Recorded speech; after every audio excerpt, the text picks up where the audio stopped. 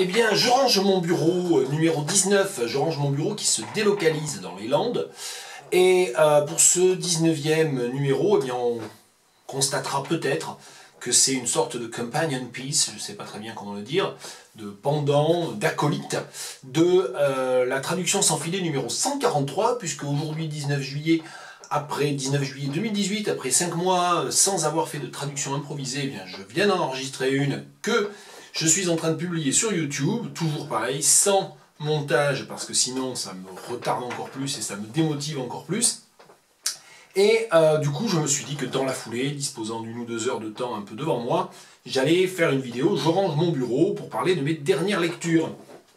De mes dernières lectures, oui et non, parce que le premier livre sur la pile qu'il faut ranger, c'est un livre que j'ai lu l'été dernier. On a fait un voyage en Scandinavie et on avait lu pas mal de livres, je ne sais pas si vous vous souvenez, non, c'est pas bien, vous ne suivez pas. Roy Jacobsen, notamment, mais pas seulement, Knausgård aussi, dont j'ai dû parler, je pense, aussi dans des vidéos, je range mon bureau. Et bien l'an dernier, j'avais lu notamment ce livre de Per Peterson, Pas facile de voler des chevaux, traduit du norvégien par Terje Sinding, prononciation non, non attestée ou non garantie. Et il se trouve qu'en fait mon épouse, décidément, ça m'arrive assez souvent en fait, de dire que voilà, je parle de tel ou tel livre, non pas parce que je viens de le lire, mais parce qu'il est sur la pile de choses à ranger, parce que c'est mon épouse qui vient de le lire. Celui-là, je l'ai lu il y a un an, elle vient de le lire.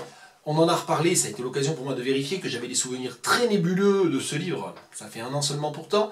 Et surtout, je pense que je le confonds avec un autre livre plus ancien, sur un thème voisin. Bon. Donc du coup, je ne vais même pas essayer de raconter de quoi ça parle, si ce n'est que c'est l'histoire d'un homme qui, on va dire, à la cinquantaine, soixantaine, je ne sais plus très bien, s'installe à la campagne, en Norvège, non loin de là où, enfin même en l'occurrence dans le lieu même, si mes souvenirs sont bons, où il avait vécu une partie de son enfance, notamment l'été, et il décide de s'y installer de manière permanente, et bon, il y a du coup un certain nombre de flashbacks, et tout le roman d'ailleurs, ça m'a rafraîchi l'esprit, ou la mémoire d'en parler avec mon épouse, toute la dernière scène se passe en fait, non pas à Stockholm, mais à Karlstad, je crois, enfin en Suède, où le narrateur, ou le personnage, le narrateur, était allé avec sa mère récupérer de l'argent qu'il devait dépenser sur place en fait. Donc c'est un roman qui est presque un huis clos, qui est dans les grands espaces, une sorte de huis clos dans les grands espaces et de face à face avec des souvenirs, rien d'extrêmement original, mais c'est assez émouvant quand même. Visiblement pas suffisamment pour que j'en ai des souvenirs précis. Je signale au passage que je fais cette vidéo le même jour que celle à la traduction sans filet, numéro 143, et que j'ai quelques moustiques qui m'accompagnent. Je vais me contenter d'en lire un extrait du chapitre 5, page 87. En m'installant ici, mon projet était simple. C'était ici que j'allais passer mes dernières années. Il m'en reste combien? Je n'ai pas le temps d'y réfléchir. Ici, je prends chaque jour comme il vient. Et le premier problème à résoudre, c'est de savoir comment je vais me débrouiller cet hiver s'il y a beaucoup de neige. D'ici jusqu'au chalet de Lars, il y a 200 mètres, et ensuite il y en a encore 50 avant d'atteindre la nationale. À cause de mon dos, je ne pourrai jamais déblayer tout ce chemin à la main. Même avec un dos en bon état, ça aurait sans doute été impossible. Je n'aurais eu le temps de rien faire d'autre. Déblayer la neige, c'est important. Avoir une bonne batterie dans la voiture, c'est important, surtout s'il se met à faire vraiment froid. Le village où se trouve la coopérative est à 6 km. Avoir suffisamment de bois de chauffage, c'est important. Il y a 2 convecteurs dans la maison, mais ils sont vieux, et ils doivent sans doute consommer beaucoup d'électricité et produire peu de chaleur. J'aurais pu m'acheter 2 radiateurs à bain d'huile, 2 radiateurs modernes qu'il suffirait de brancher sur une prise et de déplacer selon les besoins. Mais je suis décidé à me passer de toute chaleur que je ne suis pas capable de produire moi-même. Heureusement, j'ai découvert une grosse pile de vieux bois de bouleau dans la remise en arrivant, mais ce ne sera pas suffisant. Le bois est si sec qu'il brûlera en un rien de temps. Il y a quelques jours, j'ai donc abattu un sapin mort avec la tronçonneuse que je viens d'acheter. Il me faut maintenant le débiter en bûches d'une taille convenable et les empiler sur le vieux bois avant qu'il ne soit trop tard.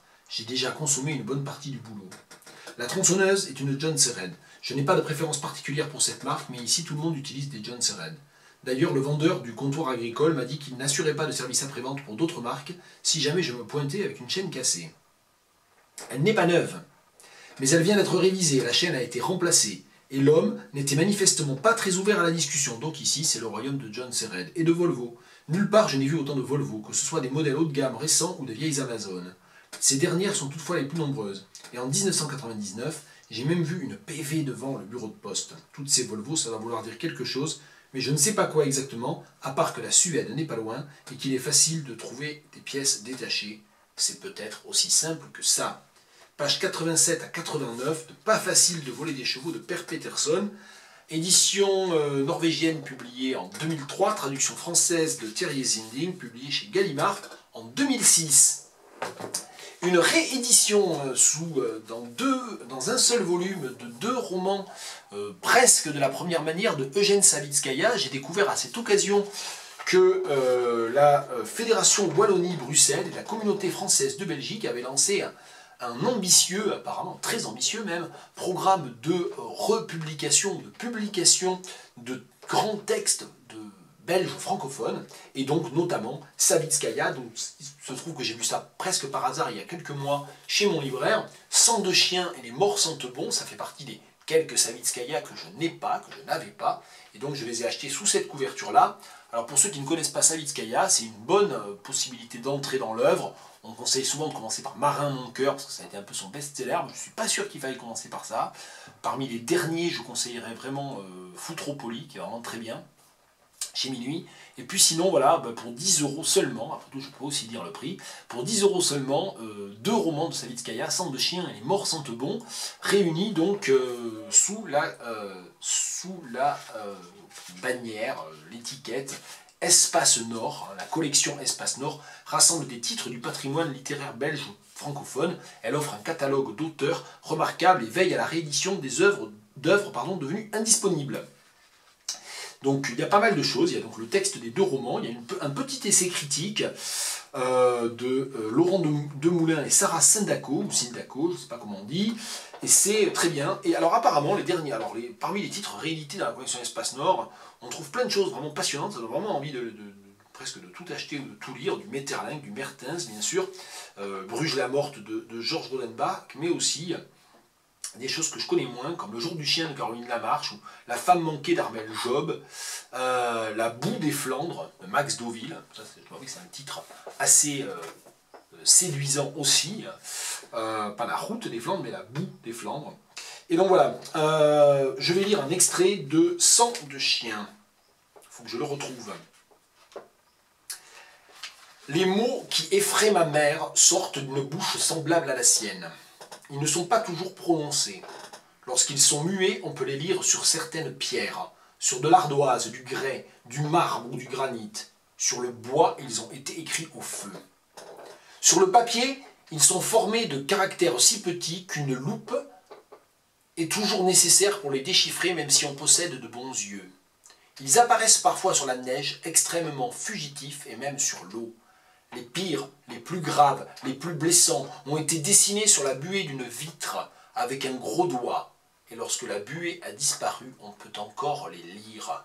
Certains ressemblent à d'épouvantables insectes qui se logeraient sous la paupière contre le cristal de l'œil et, jaunes de soufre, se mettraient à gigoter en clignotant. Devant elle, n'évoquez pas les dragons, elle les a déjà vus peints à même le ciel. Elle sait que l'ogre sort toujours d'une fosse nauséabonde dès le crépuscule du soir. Elle connaît le bruit des bombes et le sifflement des balles. Elle connaît l'aspect obtus d'une gueule de revolver. Les poils d'une souris morte dans un pot de miel la feraient vomir et blêmir. Le capoc, la lèpre, la hache plantée dans les vertèbres cervicales, le Mexique, le tétanos, la polio, le fond de l'océan, les volcans et les rats de marée. Le goût de la terre crue, le monde avec les montagnes, l'air, l'altitude, les larges baies et les pentes vertigineuses. Les têtes coupées tenues par les cheveux que porte un jeune garçon khmer piqué ensuite sur des bambous ou jeté dans le trou des têtes qui s'entrechoquent. Orage, pourtant si revigorant. Baobab, mammouth, des hommes, des femmes, les prononce, on les écrit. Je les prononce le matin, le soir, à midi, en marchant et dans mon lit. Mornay, avorton, mongol, incendie, explosion. En marchant et dans mon lit le matin, le soir et en plein jour avec mes lèvres, ma langue et mes doigts. Et je les vois, les entends, les sens, et parfois les touche sans que mes doigts en soient brûlés. Deux autres livres à ranger, un qui servira peut-être à des exercices de traduction improvisée, trouvés en fait dans une boîte à livres, vous savez ces boîtes à livres où on peut poser des livres et en prendre, sans doute laissé là par un touriste anglais de passage ou un président anglais, qui sait, à Gourdon dans le Lot, à la limite de la Dordogne. La semaine dernière, Blot on the Landscape du romancier comique Tom Sharp, un livre des années 70. Tom Sharp, dont j'ai lu plusieurs livres, c'est très distrayant, c'est bien écrit. C'est pas très, voilà, c'est pas très profond, mais c'est toujours assez drôle, assez sauvage en plus dans la drôlerie. Il faut lire ça quand on, enfin, parce que c'est typiquement britannique et même typiquement anglais. Et pour ceux qui s'imaginent erronément que l'humour anglais ou l'humour britannique est un humour distancé, fin, fait d'euphémisme, etc. Non, l'humour anglais est un humour qui est un humour aussi très sauvage, très brutal par de nombreux côtés. Je pense que ça c'est un passage que j'avais plutôt sélectionné pour une traduction improvisée, mais après tout on pourra peut-être doubler la mise. In the greenhouse, Blot had his time cut out listening to Sir Giles' telephone calls. He had no sooner settled down to deal with some aphids on the ornamental apple trees that grew against the wall than the bell rang. Blot dashed in and listened to Gerald Burnett fulminating from the Grange about blackguards in Whitehall, red tape, green belts and blue stockings, none of which he fully understood. He went back to his aphids when the phone rang again. This time it was Mr. Bullet Finch, phoning to find out what Sir Giles intended to do about stopping the motorway. "It's going to take half the garden," he said. "We've spent the last 6 years getting things shipshape, and now for this to happen, it's too much. It's not as though Ivy's nerves can stand it." Sir Giles sympathized unctuously. He was, he said, organizing a protest committee. There was bound to be an inquiry. Mr. Bullet Finch could rest assured that no stone would be left unturned. Blot returned to the aphids, puzzled. The English language still retained its power to baffle him, and Blot occasionally found himself trapped in some idiom. Shipshape? There was nothing vaguely in the shape of a ship about Mr. Bullet Finch's garden. But then Blot had to admit that the English themselves remained a mystery to him. They paid people more when they were unemployed than when they had to work. They paid bricklayers more than teachers. They raised money for earthquake victims in Peru, while old-age pensioners lived on a pittance. They refused entry permits to Australians and invited Russians to come and live in England. Finally, they seemed to take particular pleasure in being shot at by the Irish. All in all, they were a source of constant astonishment to him and of reassurance. They were only happy when something dreadful happened to them, be it flood, fire, war, or some appalling disaster. And Blot, whose early life had been a chapter of disasters, took comfort from the fact that he was living in a community that actually enjoyed misfortunes. Voilà, Blot on the Landscape, je raconte même pas l'histoire, c'est une histoire un peu rocambolesque qui se passe à la fois dans la upper middle class, la grande bourgeoisie, un peu l'aristocratie aussi. C'est une satire politique, c'est une satire sociale, c'est un peu absurde aussi par plein de côtés, c'est très très très anglais, c'est très divertissant, c'est pas du P.J. Wodehouse, c'est assez différent dans le type d'humour, mais je pense que voilà, enfin, si on aime l'humour anglais, si on aime lire des textes bien écrits et pas très profonds, ça peut être une bonne lecture. Voilà. J'ai trois en fait autres livres ou magazines, revues en l'occurrence, dont je voulais vous parler. Et comme j'ai fini sur une note un tout petit peu ludique ou désinvolte avec cette lecture de Tom Sharp, je trouve que ça serait un petit peu bref, abrupt comme transition. Je vais garder en fait l'histoire de tenter de... Oui, je guette de l'œil les moustiques, il y en a partout. Même si on ne peut pas les entendre dans la... Bon bref, bon, peu importe. Voilà, il fallait rester jusqu'à la fin. À un moment donné, j'imite brièvement le moustique. C'était pas prévu ça non plus. Bref, je voulais dire que je vais garder pour une 20e vidéo. Du coup, je range mon bureau numéro 20. les éléments suivants, je ferai une sorte de spéciale traduction, ou spéciale question de traduction, question d'esthétique, avec le livre posthume publié, le livre de Bernard Hoeffner, le roman, texte fictif, autofiction de Bernard Hoeffner, publié tout récemment aux éditions Tristram, donc ça je le garde pour une autre fois. Et puis également Panthère Première. Alors Panthère Première, voilà, on va faire comme ça. Panthère Première, c'est une